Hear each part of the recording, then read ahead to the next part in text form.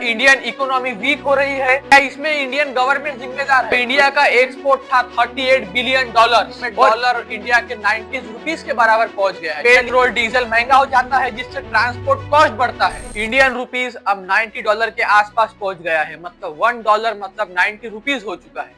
पर सवाल ये है कि ऐसा होता क्यों है? क्या इंडियन इकोनॉमी वीक हो रही है? क्या इसमें इंडियन गवर्नमेंट जिम्मेदार है? और क्या हम कभी इंडियन रुपीस को स्ट्रॉन्ग कर पाएंगे? आज हम इस वीडियो में सिंपल लैंग्वेज में समझेंगे कि रुपीस गिरता क्यों है, इंडिया को इसका क्या नुकसान होता है, हम इसे कैसे ठीक कर सकते हैं। तो चलिए हमारी वीडियो स्टार्ट करते हैं। सबसे सिंपल बात यह है कि रुपीस इसलिए गिरता है क्योंकि इंडिया का एक्सपोर्ट और इंपोर्ट का बैलेंस बिगड़ा हुआ है। इंडिया इंपोर्ट ज्यादा करता है और एक्सपोर्ट कम। अगर हम 2024 और 25 का डाटा देखें तो इंडिया का एक्सपोर्ट था 38 बिलियन डॉलर और इंडिया ने इंपोर्ट किया था 59.9 बिलियन डॉलर। यानी हम बेचते कम है और खरीदते ज्यादा है, और इससे बनता है ट्रेड डिफिसिट। इंपोर्ट करने के लिए इंडिया को चाहिए होता है डॉलर, और जब डॉलर की डिमांड ज्यादा होती है तो रुपीस ऑटोमेटिकली गिर जाता है। दूसरा रीजन ऑयल। इंडिया अपने ऑयल का 85% इंपोर्ट कर देता है, मतलब जब ऑयल की वैल्यू बढ़ती है तो डॉलर अपने आप महंगा हो जाता है। तीसरा रीजन है ग्लोबल इन्वेस्टर्स। जब वो यूएस या यूरोप में इंडिया से ज्यादा पैसा देखते हैं तो वो इंडिया से पैसा निकाल के वो कंट्रीज में इन्वेस्ट कर देते हैं और ऑटोमेटिकली रुपीस की वैल्यू गिर जाती है। आखिर ये क्या रीजन था कि 2025 में डॉलर इंडिया के 90 रुपीस के बराबर पहुंच गया है? चलिए जानते हैं। पहला, स्ट्रॉन्ग यूएस डॉलर।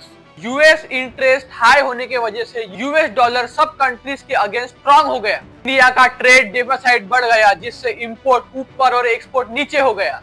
चौथा रीजन है वीक मैन्युफैक्चरिंग। इंडिया अभी भी स्मार्टफोन चिप्स खुद मैन्युफैक्चर नहीं करता है, वो बाहर से इंपोर्ट करता है। गवर्नमेंट के तरफ से भी कुछ मेजर मिस्टेक्स हुई जिसमें रुपीस प्रेशर में आ गया। इंडिया का जो मेक इन इंडिया इनिशिएटिव था वो सक्सेसफुल नहीं हुआ। अब तक ज्यादातर चीजें ही बाहर से इंपोर्ट होती आई है, जैसे इलेक्ट्रॉनिक्स।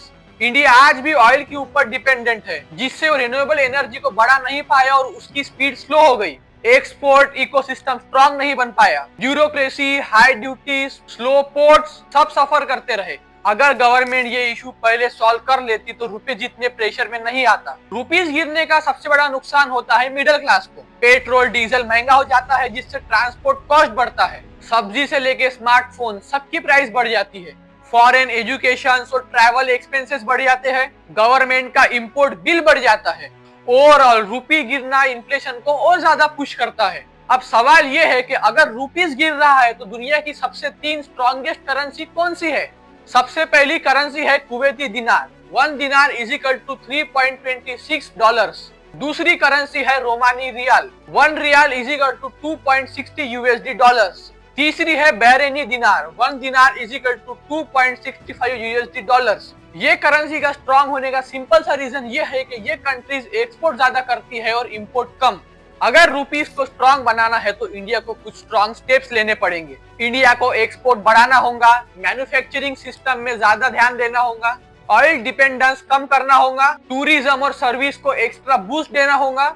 अगर ये रूल 5-10 साल इंप्लीमेंट हो गए तो इंडियन करेंसी स्टेबल हो सकती है और शायद स्ट्रॉन्ग भी। सो दोस्तों, इंडियन रुपीस को गिरने में global factors, domestic issue, government imbalance और ट्रेड सबका कंट्रीब्यूशन है। रुपीस गिरने से हमारा नुकसान होता है पर हमें समझना होगा इंडियन करेंसी को स्ट्रॉन्ग कर सकते हैं अगर इंडिया की गवर्नमेंट सही ध्यान दे। तो आपको क्या लगता है कि इंडियन करेंसी कभी स्ट्रॉन्ग बन पाएंगी